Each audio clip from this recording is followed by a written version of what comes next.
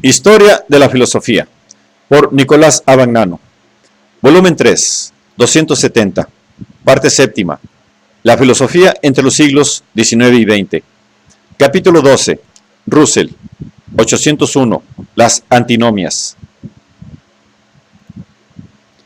En un epílogo, fechado en octubre de 1902, del segundo volumen de su obra, 1903, Frege daba noticia de una carta de Russell que le comunicaba el descubrimiento de una contradicción en la teoría de las clases. El propio Russell, en los Principios, publicados aquel mismo año, expresaba la contradicción de esta manera.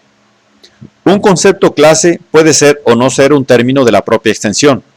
Por ejemplo, la clase de los conceptos, siendo a su vez un concepto, es un término de la propia extensión.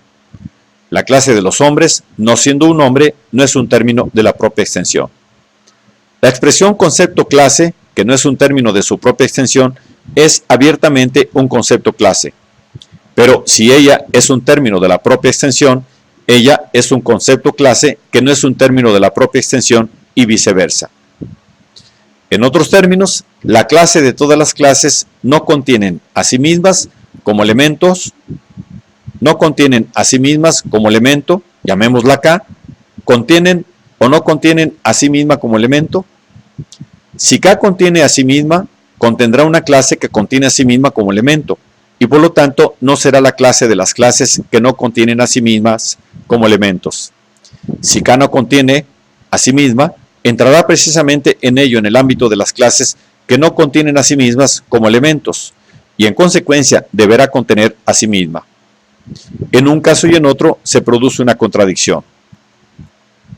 Esta contradicción parecía poner en crisis toda la teoría de las clases, pero no era esta sola. Se señalaban y recordaban otras paradojas, entre ellas la antiquísima del embustero o de Epiménides cretense, discutida ya en la lógica antigua y medieval. En un artículo de 1908, la lógica matemática en cuanto basada en la teoría de los tipos, actualmente incluido en el Logic and Knowledge, página 59-102, Russell, recordando todas estas antinomias, observaba que todas ellas tienen una característica común, que es la autorreferencia o reflexividad, por la cual derivan de creer que cuando se considera una totalidad, por ejemplo, la totalidad de X, la totalidad de las X, la totalidad misma está incluida entre las X y es otra X, por lo cual se pueden evitar las antinomias tomando como regla que cada vez que se habla de la totalidad de una colección, no hay que considerar la totalidad misma como un miembro de la colección. Pero este principio es puramente negativo y no muestra el modo en que pueda ser rectificada la antinomia. Para responder a este problema, Russell elaboró la llamada teoría de los tipos, expuesta en el apéndice de los principios de matemática. Según esta teoría, se deben distinguir conceptos de tipo 0, que son los conceptos individuales, es decir, los nombres propios. Conceptos de tipo 1, que son propiedades de individuos, por ejemplo, blanco, rojo, grande, etc. Conceptos de tipo 2, que son propiedades de propiedades, y así sucesivamente.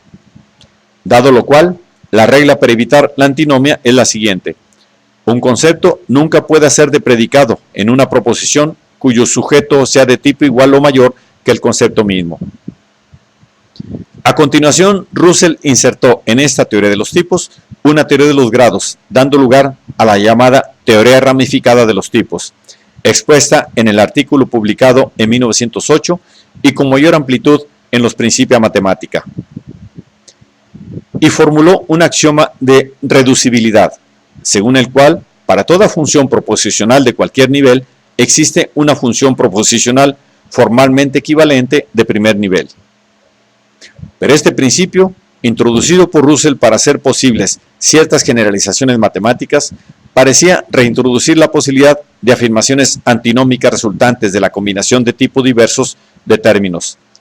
Y el propio Russell aconsejaba su abandono en la introducción a la segunda edición de los Principia Mathematica, 1925.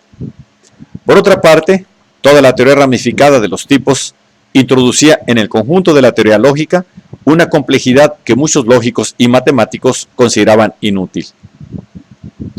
A partir de Russell, el tratado de las antinomias ha venido a ser uno de los puntos clave de la lógica contemporánea, basadas en una propuesta de Ramsey, Foundations of Mathematics, 1931, se distinguen hoy las antinomias lógicas, en sentido estricto, que son las ejemplificadas en la antinomia de Russell y que no hacen referencia a la verdad o falsedad de las expresiones, y las antinomias sintácticas, ejemplificadas por la antinomia del embustero, que nacen de la referencia semántica y por lo que se les llama también semánticas o epistemológicas.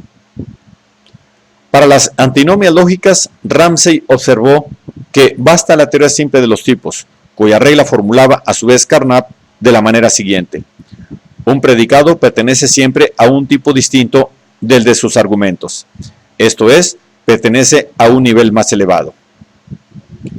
Esta regla basta para evitar que una clase, que es también un predicado, pueda ser predicada de sí misma, y por tanto, evita la antinomia de las clases y las del mismo orden.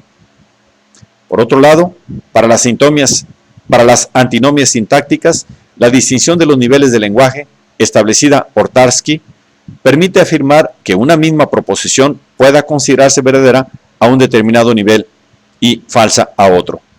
Así, la frase "yo miento" puede ser verdadera al nivel de lo que Tarski llamaba el lenguaje objeto, y falsa si se hace autorreflexiva, es decir, si se entiende como comprendente de sí misma. Esta solución, que tiene para sí incluso la enseñanza que se toma del teorema de Gödel, la defienden Carnap y Quine,